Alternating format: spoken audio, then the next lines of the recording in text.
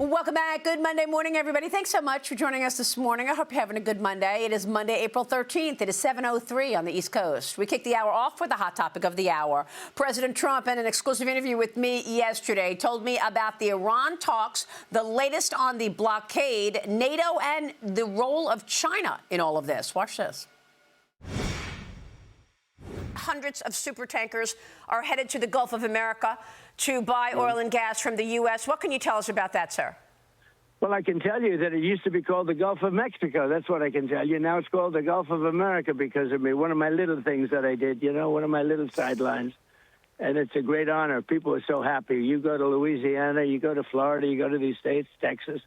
They're so honored by it. I used to say, why is that the Gulf of Mexico when we have 93% of the frontage? And, it fronts 93% on the United States. I said, I think I'm going to change it to the Gulf of America. What a beautiful name. And I did. And I give a lot of credit to Google because once I filed the papers, I did it. And Google Map, once Google Map changed, did it, it was a done deal. But we had lawsuits, we won everything. And it's now the Gulf of America, which I'm very honored by. But do you expect super tankers? I must tell you, I was thinking about calling it the Gulf of Trump, and I decided not to do it. I think maybe it was a wise. I think that one maybe wouldn't have worked out. I'm not so sure. You'll have to tell me. But I was thinking about it's going to be called the Gulf of Trump.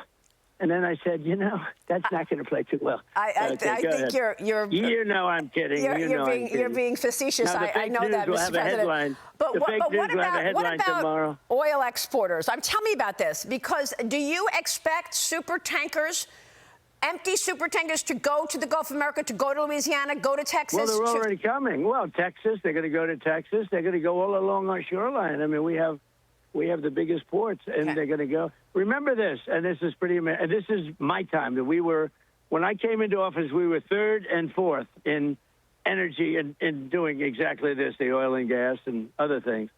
Now we're bigger than Saudi Arabia. Think of this, and we're bigger than Saudi Arabia. Add Saudi Arabia with Russia, and add another country in there, whichever one you want. We're bigger than all of them combined. Think of that. That's all because of Trump.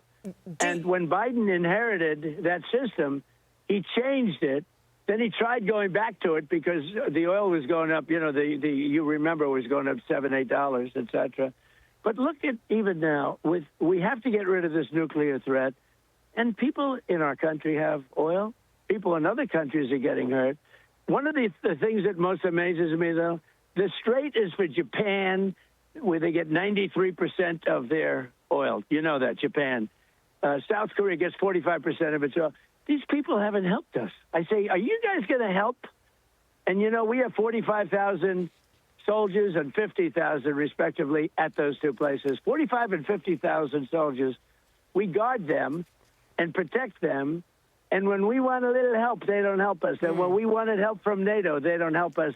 And we paid, I don't know if you saw, almost $1 trillion toward NATO in a very short period of time to protect them against Russia, mostly. And I ended 8 wars, including Pakistan. Pakistan was great yesterday. They were the ones that really facilitated the meeting. Right. But they thanked it. Every time I see them, they thank me. They say, we're going to have a war with India. And as the Prime Minister said very openly to everybody, between 30 to 50 million people would have been killed.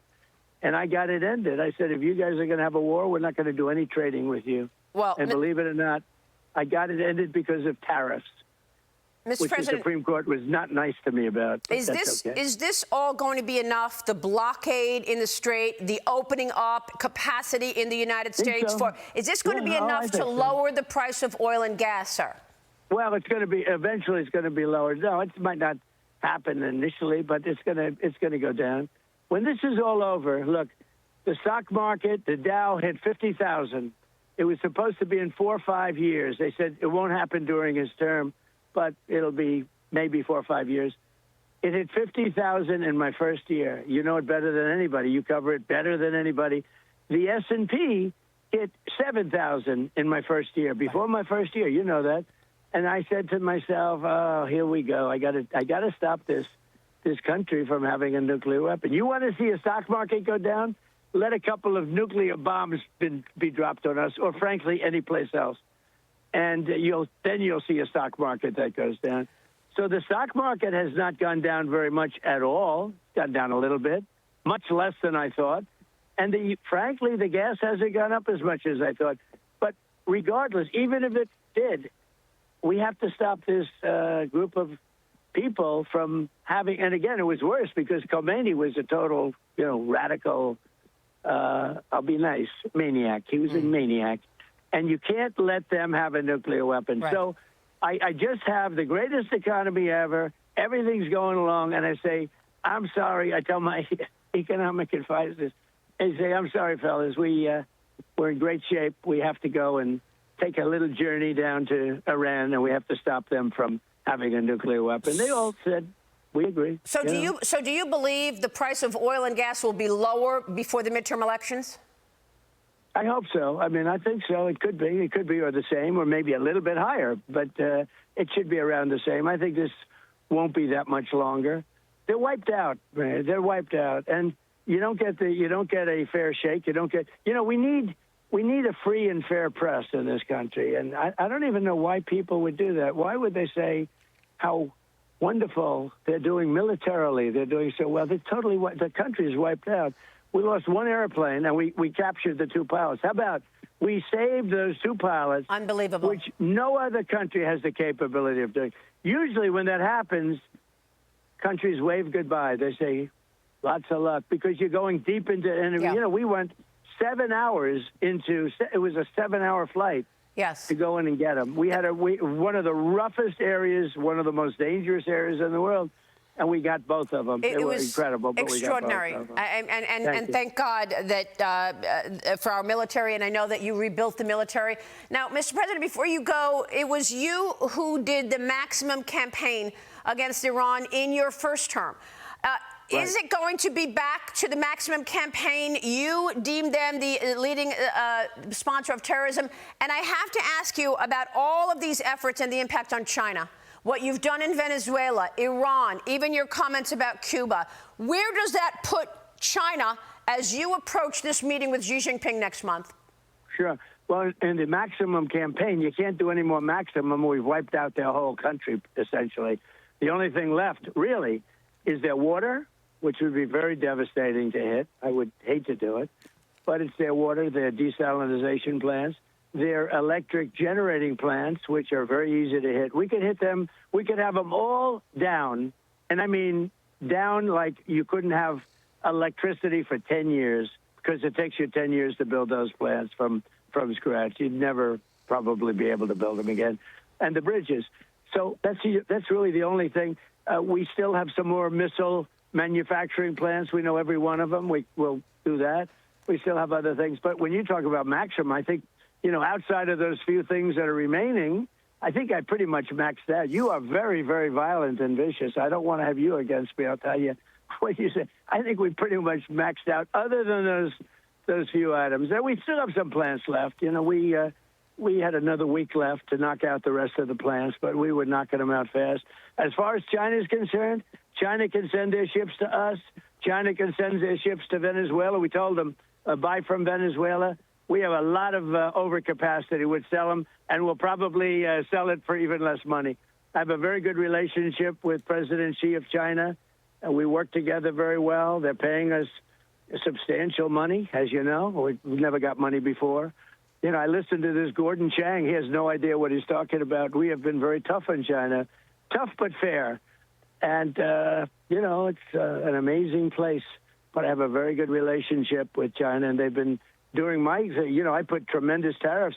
I put 100% tariff on all Chinese cars coming in, and that's destroying Europe. They're destroying Europe because they're taking away so much business from Mercedes and BMW, et cetera.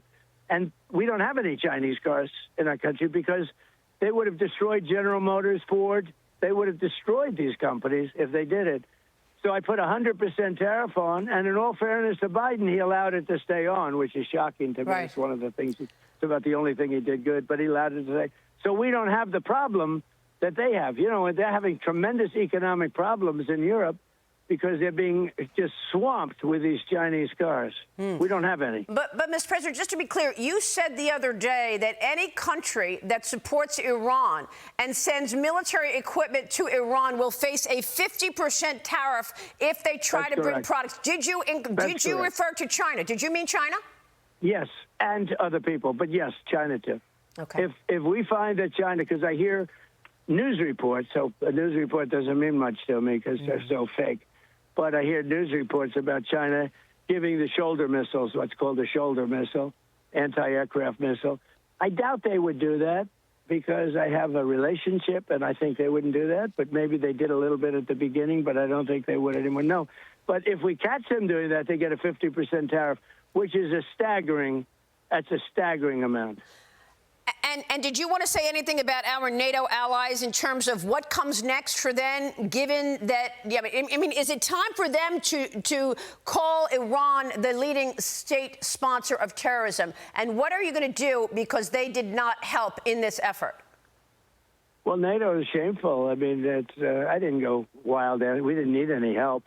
I would actually say, if you want to help, great. If you don't want to help, that's okay. And they said, oh, well, would rather not, sir, would rather not. They weren't there for us, If I would have done it with force, maybe I could have gotten them to come in, but they would have come in really begrudgingly, and they would have stayed way behind.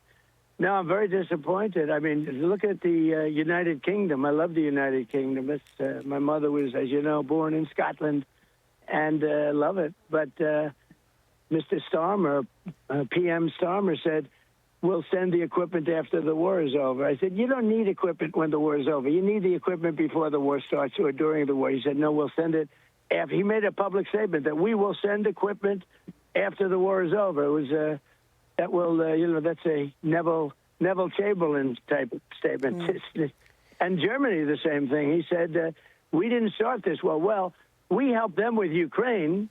It would have never happened if I was president, by the way. We would have had the problem with Russia and Ukraine, but, we had an incompetent president. But Germany said, talked all about that we demand, and strong, we demand that this war stop. But most importantly, he said, we didn't start the war. Well, we didn't start the war with Ukraine, but we helped them. I mean, Biden gave them $350 billion. I'm not giving it. I sell things to NATO, and they do what they want with it. I guess they give it to Ukraine, but I sell things at full price. Yeah. And we sell it to NATO, and they do what they want with it.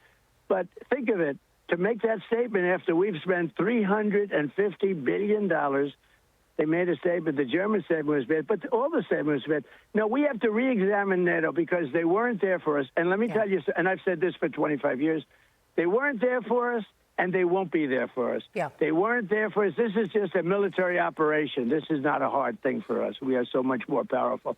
I rebuilt our military in the first term.